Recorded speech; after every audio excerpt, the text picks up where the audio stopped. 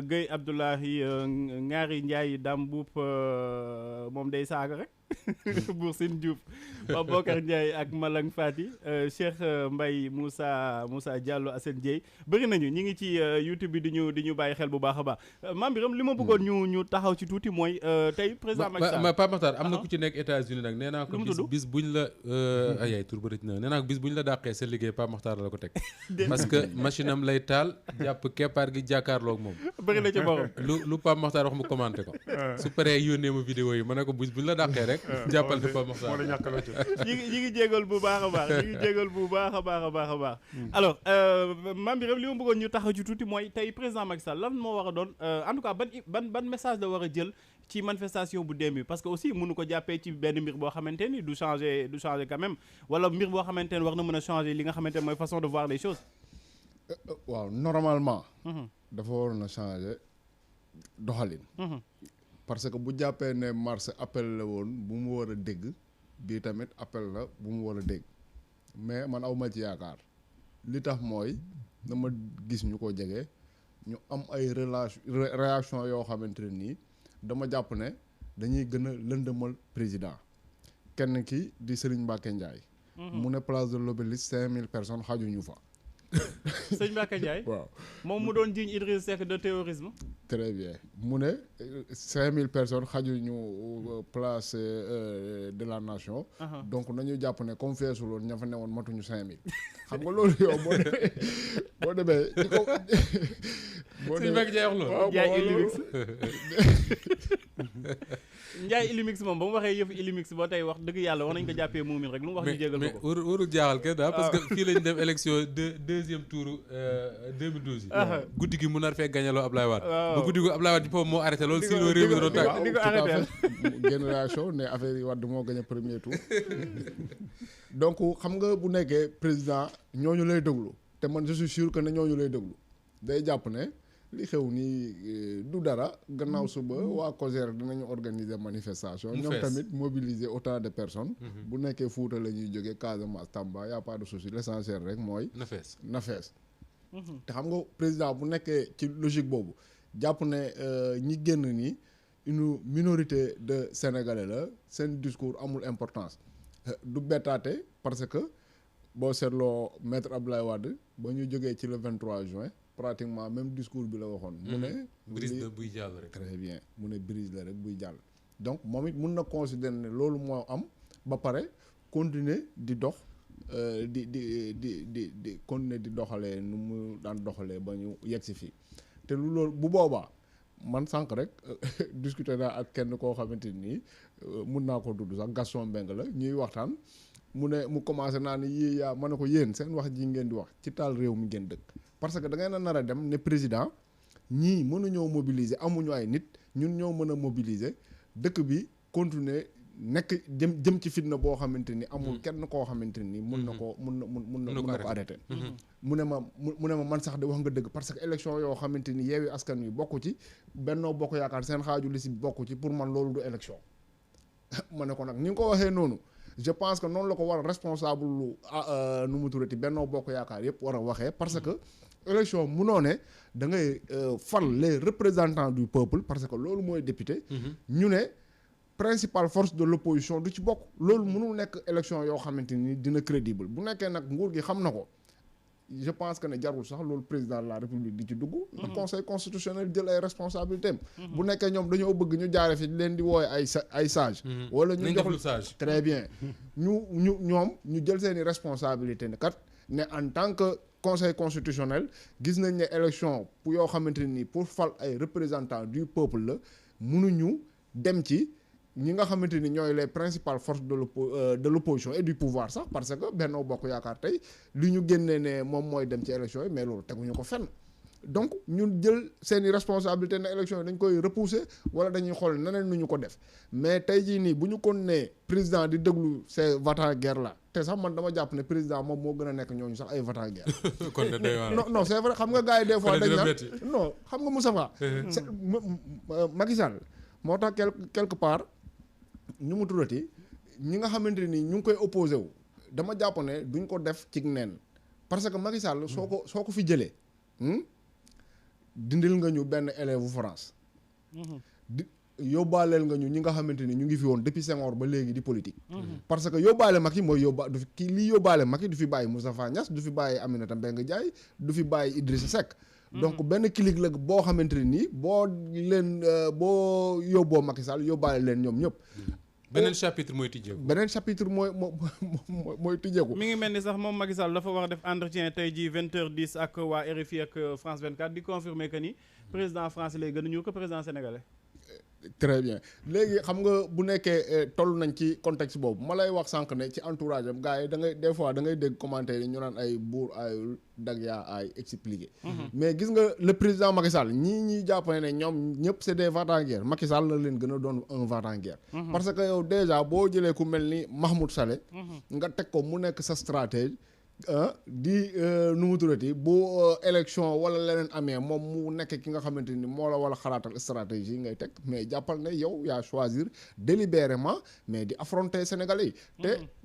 wax naa ko depuis le départ le président Macky Sall soo seetloo accès au pouvoir février la ñu def premier tour mars deuxième tour avril mu prêter serment mais mu ubbi CREI donc kooku voilà ubbi CREI donc kooku ci programme am la nekk te man li may jàpp ne moo koy téye gis nga waa Yewwi Askan Wi bu ñu defee seen manifestation yi après dem toog di xaar nu mu turati réaction pouvoir wala réaction constitutionnelle mais lii xew mooy statu quo mooy am lii continuer nii mooy amaat il faut que pression bi nga xamante ni teg nañ ko pour man dañ ko war a continuer jusqu'à ce que gouvernement bi di jël responsabilité xam ne une élection mënul am au Sénégal bu nekkee les principales forces politiques demuñu ci. Moustapha da ngay partager boobu avis. non mais bien sûr man je me posais une question très simple. mooy suñu tollee fii le président Mame Birame présenté ko ni mu ko présenté. mu nekk face à un pouvoir à une opposition boo xam ne également ñoom buñ ci dara gis nga réew bu tollee foofu il faut mu am ko arbitrer. Sénégal daanañ toll foo xam ne mbir mi dina dem ba sës. boobu Abdou Diouf chance bi mu amoon mooy am possibilité mën a dialoguer ak Ablaye Wade directement. mais teewul Abdou Diouf am na ay moment yoo xam ne daan tànn ku mel ne Kéba Mbaye sant ko mu waxtaan ak la classe politique pour ñu xool impasse bi ñu nekk nan lañ koy changer le code consensuel de Kéba Mbaye ñëpp dégg nañ ko fi am na ay moment yoo xam ne am na waa ji jiite woon Radi xaw ma comment il s'appelle là Majid quelque chose là qui ça non Radi ok Radi yaa Radi Majid Ndiaye xaw ma mais même parfois des professeurs d'université yoo xam ne le pouvoir de Diouf di leen daan tànn pour ñuy waxtaan ak la classe politique beneen bi mooy dafa am ñoo xam ne Pa Makhtar am na sax téere yu dikkaat mooy ñooñu dañ daan def li ñuy tuddee waxtaanu guddi c'est-à-dire que am na ci ñoo xam ne dañ daan nekk ci nguuru Diouf di fa incarner dara su guddi jotee ñu mën a dem waxtaan ak Ablaye Wade waxtaan ak moom ci ni réew mi war a demee waxtaan ak moom ci responsabilité wu su réew mi tàkkee moom Ablaye Wade du ci mucc Abdou Diouf du ci mucc te kiñ ci doon cité très souvent c'est bien après d'ailleurs la nit ñi découvrir loolu ne daanu jouer ce rôle là muy Famara Ibrahima Sagna bari na ñu xam ne Famara Ibrahima Sagna ñu bari wax nañ ne xaritu Ablaye Wade la woon ba pare sa son rëkk ci Abdou Diouf doon jouer rôle yooyu mais avec le pouvoir de Wade de Macky Sall ñi Mame Birame tudd sànq ne ñoo nekk autour de lui am na ci ñoo xam ne c'est des va-t-en-guerre am na si ñoo xam ne ñu jéggal moom ni ma ko nar a waxee mais seen deq moo leen intéressé lu ñu def seen biir moo leen intéressé ñooñu li seen discours leen lay doon ñii Macky yaa leen mën dalal seen kaw loolu nga wax am na wér na parce que Sénégal magum waxoon naa ko daal moo fi amatul ki nga xam ne oui exactement mooy troisième force bi nga xam ne mooy jubale ñaari te loolu dafa am solo même ay Sidi Lamine ku mel ne ABC tey bu nekkoon ci réew mi c'est-à-dire yooyu dafa am solo gis nga tey jii man Ousmane Sonko on le présente comme l'opposant le plus radical mais tey am na ñoo xam ne ñu ngi ci pouvoir Macky Sall suñ demandé woon à le voir du ko bañ dëgg la du ko bañ dëgg la parce que gis nga kii bind na ko laa mu ne benn homme politique américain mu ne la démocratie ay waxtaan la ay marchandage yoo xam ne parfois buñ ko nettalee koo xam ne c'est un non initié danaan cam lii bëgguma ko mais noonu lay doxee parce que am na yoo xam ne guddi gi il faut ñu waxtaan mënta ñàkk mais mënoo am Alioune Tine wax na ko fii kenn déglu ko nee na réew Afrique yu bari li ko taal mooy seen classe politique dañoo dem ba kenn waxatul ak sa morom. dëgg la su ñuy wootee manifester li maam bi na wax sànq surenchère boobu su ñuy wootee manifester boo liggéey ñiy woote su ñuy waxee Walfadjri saaga boo liggéey ñiy wax ñi ñëw wax Walfadjri saaga la classe politique ne se parle pas te loolu c'est un grand danger pour une démocratie. Macky Sall malheureusement j'ai l'impression que ne son pouvoir dafa manqué mag ñu am responsabilité boobu. tey jii le président de l'Assemblée nationale Moustapha Niasse mais toll na ci Sénégal foo xam ne xëy na yu mel noonu mënoon na ko parce que mënuma nangu koo gën a xam Sénégal ak ni muy doxee mais su fekkee ne moom nu ñu koy waxee sax le président de l'Assemblée nationale day fekk opposant boo xam ne âge doomam la am wala âge atam mu xas ko xas yoo xam ne sa morom sax du la ko xas mais kooku du mën a waxtaan ak yow. Alioune Badara Cissé mi nga tudd yàlla na ko yàlla yërëm te xaaral ko àjjana mais am na fi benn moment boo xam ne il a fait un entretien sur la 7TV. mais ku ko dégg da nga naan kii c'est un homme responsable. il parle au chef de l'État. avec des termes nets clairs et précis mais avec le respect que l'on doit à un chef d'État. il parle également à l'opposition. ba ci mars bi defoon na déclaration boobu mais loolu amatul ci réew mi léegi. su méttee ba metti ñu ne sëñ Mountakha ñëwal wax. wala ñu ne Serigne Babacar Sy Mansour ñëwal wax alors que ñooñu. fa ñu waroon waxee fekk oui ci parfois moom sax je me dis c'est-à-dire que recours ultime la ñu war a doon ñooñu. am na dans cette classe politique là ñoo xam ne waroon nañoo fexe. nekk ay médiateurs. oui waroon nañoo fexe su mbir mi demee ba mënatuñu wax voilà parce que tey mënoo ne da ngay dem une élection. ñu ne la liste de Yewwi matul la liste de Benno matul. ñu ne conseil constitutionnel moo ko war a tracé moo ko war a wax mu wax li mu wax kenn ñemewul tudd baatu élection yi. du jur jàmm nañ ko reporter ba beneen yoon comme ni ko maam bi na waxee. Macky Sall defe ne bu ko tuddee faiblesse la opposition bi defe ne bu ko tuddee faiblesse la ku nekk de léegi kon nañ defante mais loolu du jur jàmm. je suis désolé. te gis nga Pape Matar. élection bu taxee Sénégal fii ñu dóorante ba ñu taal fay Auchan comme nuñ ko defoon mars passé. bu ñu nee Sénégal ay sauvage ñoo fa dëkk adduna bi bu ko kenn weerante. li tax ma wax ko mooy. xam nañ ne Sénégal am na ku fi nekk ku tudd sëñ Maye Niass dem ba Soudan jubale fa ñoo xamante nii dañ doon xeex yori ngànnaay pendant des années donc mën a dem ci dëkk boo xamante ni pendant des années ñii ñu ngi doon xeex ñu jubale leen te ay politiciens Sénégal fii waaw ay politiciens Sénégal fii munuñu amul ngànnaay amul dara amul xeer amul dara munuñu waxtaan ba déggoo bu boobaa duñ ne sëñ bi kat nu mu tudd dafaa bàyyi dëkkam dem feneen de non li ñuy wax mooy Sénégal ñoo ay sauvage dañoo dëgër bopp c'est aussi simple que ça te loolu yëpp nag xam nga man dama ne le président Macky Sall 16 mois moo ko fi dese donc 16 mois am na pays yu sëñ Bara nee na pare na julli na ba noppi day taaya très bien xam nga am na dëkk yoo xamante ni président nga nekk fa sa deuxième mandat nga xamante ni ay quelques mois moo la dese pour nga génn li ngay gën a wër mooy ay distinction ay nu mu tuddati lu ñu la tuddee ay médailles yooyu am ak yooyu comme Ablaye Wade nu mu ko daan defee di xool tamit un peu partout ci dans la sous-région foo xamante nii tey jii nii Macky Sall qui était le mieux placé que lui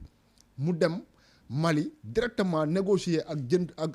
junte bi ba nu mu tuddati ñu trouver consensus ak CEDEAO même bu doon ñoom dañu jàpp leen loo xamante ni moom jàpp na ne war nañ koo mën a wàññi mu naxtaan ci ak ñoom ba ñu bàyyi Sénégal moo gën a placé en Afrique pour def loolu Guinée-Bissau Guinée Conakry mais la même chose tey démarche yi Sénégal def ba au niveau de la Guinée-Bissau le président Embalo la ak son prédécesseur ñu juboo Macky Sall dox na ci ay jéego yu am solo parce que foofu dañ doon jàpp ne rébellion bi moo nekkoon seen base de retraite donc bu ñu amee problème Casamance foofu la ñuy daw laqatu mu jaral leen ñu dem négocier ak ñooñu tey jii ni embargo bi ñu teg Mali ñu ngi naan Poutine na bàyyi ceeb bi na bàyyi ñebe bi mais embargo bi ñu teg Mali conséquence yu mu am moo ëpp ci Sénégalais yi que conséquence bu am ci guerre Russie ak Ukraine bi. camionneur dañ leen di tuddee ñiy dawal camion diggante Sénégal ak Mali. très bien presque 3 mois liggéey. yooyu yëpp nag xam nga lu tax président Macky Sall mënu koo def. mënul dem Mali mënul dem Guinée mënul jubóole kenn. parce que fii nii au Sénégal sax ñun dañu koo wóoluwul. non mais c'est ça le problème. parce que non xam nga yow nu mu tuddati gis nga à un moment donné yaa ngi koy wax sànq de keneen ku nekkoon à sa place. waroon nga mën a tey nga jël hauteur woo nit ñi ne leen man maay président de la république damay tëddee njaaxaanaay dëkk bi kat fu mu toll nii bu ñu continuer mun nañoo reyante te man puisque maa yor caq bi mënumaa xeex ak ñoo xamante ne ay baatu nen lañ kaa leen ñu waxtaan nit ñi fekk si ko ci mais président Macky Sall amatul crédibilité bu woote woon tey Sonko ne du dem parce que damay nax wala bu ma nuyoo ma dootuma demati daf may gàllaaj donc ci réflexion boobu tey la acteur politique yi nekk te bu boobaa comme Moustapha nu mu ko waxee nit ñi ñëpp seen xel dem ci les guides religieux ñu jàpp ne kat Sénégal à un moment donné bu ñu demee ba conflit bi quelque part bëgg a dépasser les acteurs politiques ñu bëgg a yóbbee réew mi ci guuta ñoom dañuy jël seen responsabilité woote mais on a vu que fii nii ñoom daa am fenn foo xam ne dañ leen faa teg tant que dëkk bi tàkkul ba ñu taal nu mu tuddati ay Auchan ak ay station ak yooyu nu mu tuddati kenn du leen woo kenn du solliciter seen médiation loolu mu nekk benn nu mu tuddati vaccin après la mort mais loolu amul njëriñ pour man tey jii nii bu nekkee war nañu refaire parce que amul leen loo xamante dañ koy wax de il faut juste faire revenir à Macky Sall à la raison loolu kese la du leneen faire revenir Macky Sall à la raison voilà jërëjëf Mame Birame Wathie jërëjëf Moustapha Diop dépassé nañ waxtu bi sax de waaw jërëjëf waaye nga baal ñu ko rek ñu